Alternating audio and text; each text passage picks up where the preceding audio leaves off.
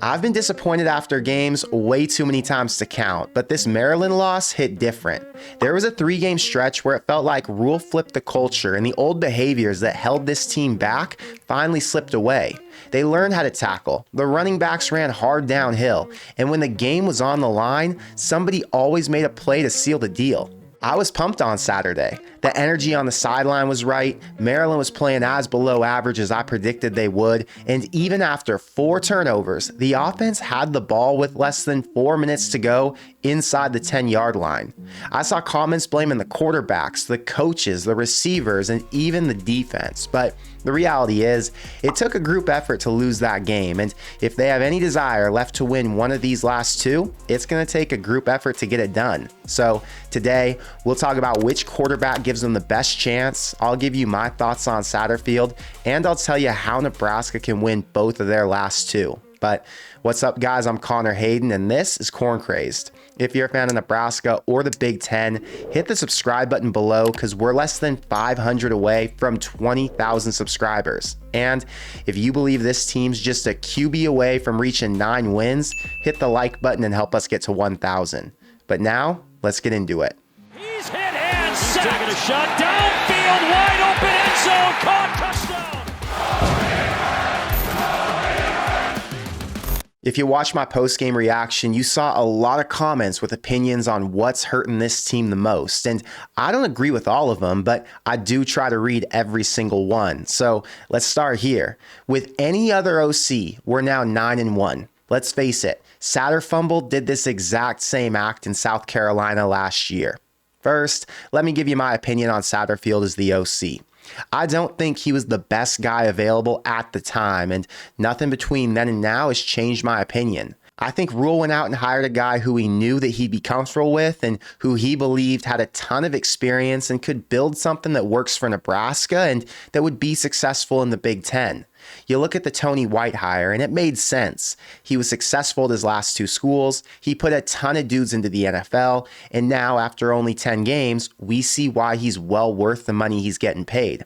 Rhule could have gone out and hired whatever hot name he wanted, but instead, he opted to hire somebody he could work with. The key word here is with. Rhule wants to have a hand in the offense, and if you go out like Frost did and you grab a Mark Whipple, you don't get that relationship. You got to let that dude be him and run the offense solo, just like White does with the D. Now, going back to what I said about him not being the best man for the job, I just think there are other coaches out there like Brian Lindgren at Oregon State or Andy Ludwig at Utah who both make less than Sat does, but might be more attractive options to fans. But that's not what Rhule was looking for. And until they get a legit QB and a couple recruiting classes in with players that fit the scheme they want to run, it's really hard to judge him on what we've seen so far. The reality is Satterfield's not going anywhere, so we're all just going to have to trust the process. I'm not as down on the OC situation as everybody else, but I know we all think so highly of this football program, so our expectations are to see championship level coaching, and when we don't get that, reactions like what we've seen this past week aren't really a surprise. And as far as the 9-1 record part, I don't agree with that. Coaches aren't the ones who fumble. Players do. Coaches do call the plays, but the QB's responsible for going through his progression and picking which of his 3 or 4 targets is the right one to throw it to. Satterfield got here in December and he had to work with what he was given. They didn't have time to develop a QB from scratch or to wipe away bad habits. They didn't have time to develop the 3rd string in case 10 offensive starters went down with major injuries. Satterfield drew a bad hand, and just because it's been ugly so far doesn't mean he can't reverse course with a good recruiting class and a healthier roster next year. I love that we're all so passionate about the OC, but I'm not going to live in fantasy land and just hope coaches get fired after year 1. They need time to develop their players. They need time to recruit guys who fit. And ultimately, they need more than one season that's gone terribly wrong on offense for me to judge them. The bigger issue here is the quarterback room. I know everybody loves to bring up Casey Thompson, but the fact is the dude wanted a guarantee and Rhule wouldn't give it to him after he suffered 2 major injuries in back-to-back seasons.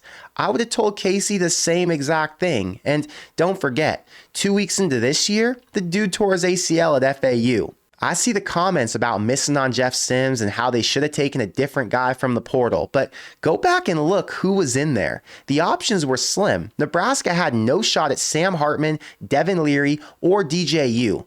Hudson Card was available, but he wasn't coming when Casey was on the roster. Spencer Sanders would have been great, but Lane Kiffin convinced him to go to Ole Miss and play backup. Luke Altmaier's been a turnover machine at Illinois, and honestly, the best QB in the top 50 who Nebraska could have taken was Haynes King, but he was just as bad as Sims was before this year. The point is, maybe they messed up by taking Sims, but look at their other options and you'd see that any transfer QB they could have taken back in December would have been just as big of a mistake. You look at the three quarterbacks and what's gone wrong. Harburg was never developed or trained to be a starting quarterback in the Big Ten. He doesn't fly out to California every summer like the big name recruits do to work with their private QB coaches. His first game action this year came at tight end, and he opened the season as the number 3 behind Chubba Purdy. Last year, I thought he'd hit the portal since Whipple didn't even have him working with the top QBs and never believed he could develop into a guy who could play that position. He's had almost no professional coaching from high school to college. He was thrown into the fire after losing their top 2 running backs and their receivers. And now on top of it all, he's got to lead the team as a passer and a runner to keep defenses honest. Jeff Sims had a complete mental breakdown after the first 2 weeks and could just never get back to normal. He had bad habits coming in with a history of turnovers, but for whatever reason, Satterfield couldn't figure out how to fix them, and they actually got worse. He's the best passer on the team, but he's not that consistent. So even though he might be the best option, I'm not sure he can win either of these last 2 games. Chubba looked like he was the best on Saturday, but we only say that because he played the least amount. Last season, he looked nervous. He wasn't quick to react, and the idea of breaking him out in the last 3 weeks seemed crazy to me. He's the only QB left that hasn't fumbled, but the problem is he's dealing with a major injury, and people who know him were surprised to see him play on Saturday, knowing he's going to have a surgery at the end of this month to fix whatever that issue is. Harburg's banged up and trying to play through it. Sims is broken and trying to fight through his emotions. And Chubba Purdy wants the opportunity as bad as anybody, but who knows if his body can handle playing 2 full Big Ten games. I look at the rest of this team and think, wow, the defense is ranked 17th in the nation, and even though they've given up a few big plays, they're still holding teams to less than 20 points a game. And Maryland, who scores 30 every week, needed 5 turnovers to hit 13. The running back room, depleted as it is, found a new combo with Josh Fleeks and Emmett Johnson, who weren't even playing until halfway through the year. And the O-line, down multiple starters, played their best game of the season last week and did more than enough to give their QBs time to throw and the backs room to run. Special teams has a score. Alvano makes his kicks. Buschini's been good enough, and even though there's room for improvement, they haven't been a problem like they were in the past. This team can win their last 2 games, but the quarterbacks will most likely prevent them from doing it.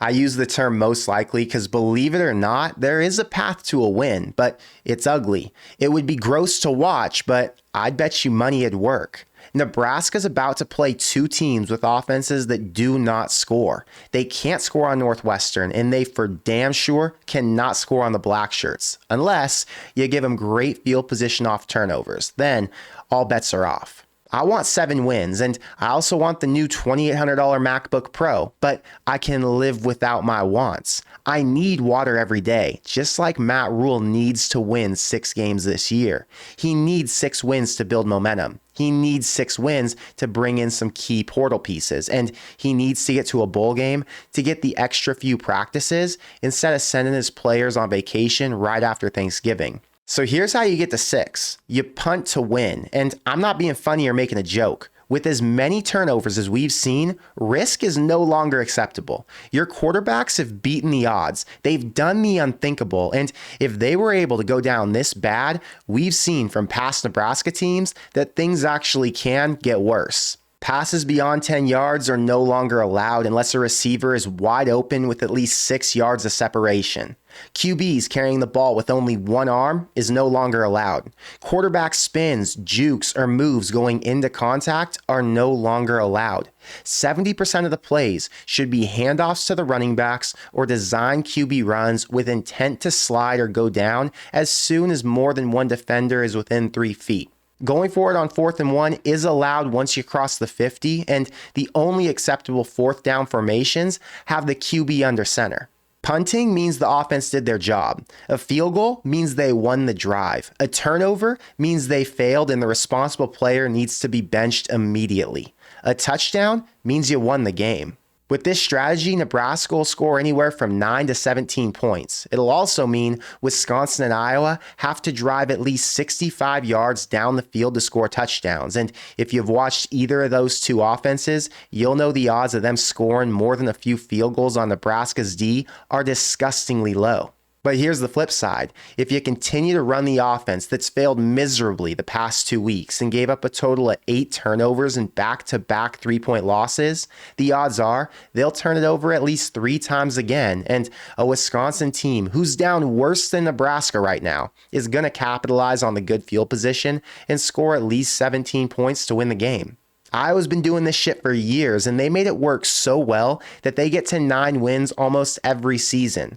Nebraska never had the D, but now they do. This isn't a long-term solution. It's how to win your last 2 games, and it's how you pay respect to your defense and the offensive players who haven't turned the ball over multiple times to cost themselves the game. You might think I'm being overdramatic, but if fans are this fed up and they're only committing a little energy to this team relative to what the players put in, I know for sure that they're one more stupid loss away from throwing the towel in just like Wisconsin did last week. Somebody's got to take charge and start at QB, and Rhule told us on Saturday he might not know who that is until Tuesday. So I'll rank the 3 in order of who I trust the most right now. But before I do, I want to take a quick second to shout out the Character Chronicles YouTube channel for sponsoring our show today. Adam's crushed it with his content all year, and he just passed 10,000 subscribers in his first few months. And just now, I saw he uploaded his thoughts on the quarterback situation. So as soon as I get done with this video, I'm going to go check out what he has to say. I linked his channel in the description box below to help you find it, or you can just type in Character Chronicles in the search bar, and it'll be the first channel to pop up. In today's presser, Rhule shared some info about the QB room going into practice week. Jeff Sims is healthy. Heinrich Haarberg's got a sprained ankle, but he'll attempt to practice Tuesday and they'll go from there. And Chubba Purdy's banged up, but he can play. So with that knowledge, let's rank who I'd trust the most and the least to get a win in Madison. Third, the guy I'd trust the least is Heinrich Haarberg. His strengths as a runner, and running on a sprained ankle isn't going to look pretty, especially if he spends the week running at half speed. Even without the injury, I'd argue he's still my third choice. He and Sims both turn the ball over a ton, and since Haarberg's not as accurate on his throws, he has the least upside of these 3 as a passer. The only argument I can make for him to be a little higher is that he does run with the ball high and tight, so he fumbles it less often on design QB run plays. Second is Jeff Sims. He's got the same turnover issues that Haarberg does, but he's more consistent and accurate on mid-range throws. He'll throw a pick out of nowhere that'll piss you off, but he can complete 3 for 10 to 20 yards each to keep the defense honest and allow the running backs to get decent holes to run through. If I'm an opposing head coach, I'm excited because I know he's going to turn it over and the D can go for strips, but I also have to prepare to defend the pass, and when Haarberg's in, I don't have to worry about that. And first is Chubba Purdy. He's the only QB who hasn't been ruined by multiple bad turnovers, so he's more confident than anybody else at this point. He led a great drive against Maryland, and either he or the receivers messed up on the 3rd and goal interception, but it was his first meaningful drive this season, and he'll be better with a week preparing to start. I'm concerned about his injury, and I don't know if he can take many hits as a runner, but even if you only get 1/2 out of him, that's 4 drives that he could manage the offense into field goal range, and a 9-point first half would make me feel great about securing a win. Remember, the key to win is managing the offense, not making big plays. Chubba can run, he can make the short throws, and at the end of the day, I trust him the most until he gives me a reason not to.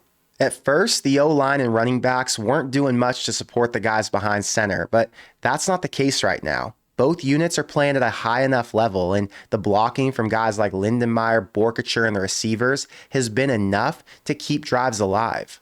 I know the team's going to keep fighting, but if the turnovers keep happening, how many can they take before they lose their spirits and they give up the way they did against Colorado? I don't hate the play calling. I hate that the team hasn't done a great job at executing it, but I hope that a good offensive staff can recognize that they don't have the talent to make it happen downfield. So the solution is to play to your strengths and worry about winning today to build for tomorrow. But I want to know what you think, so let me know in the comments below. Is it all the play calling, or has the offense struggled since they can't execute what their coaches ask them to do? If Harburg can't go, are you hoping for Jeff Sims or Chubba Purdy? And how do you feel about Matt Rhule saying he's not getting rid of Satterfield at the end of this year? I'm totally on board with whatever he believes is the right move, because up to this point, there's been positive change all over the field, and my expectations weren't for Sat to come in and build a killer offense year one, so I can give him another year to get more pieces before I get too worked up. But that's all I've got for today. So until next time, thank you for being here, and I'll see you in the next one. Go Big Red.